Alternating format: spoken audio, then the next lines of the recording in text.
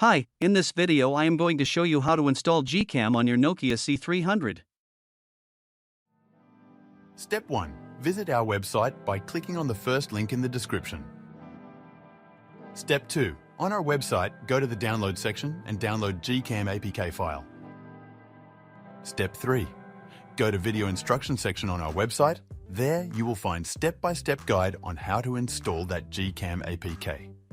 That's it. Don't forget to visit our website for complete instructions and APK file. Lastly, here's some GCam versus stock camera app comparison.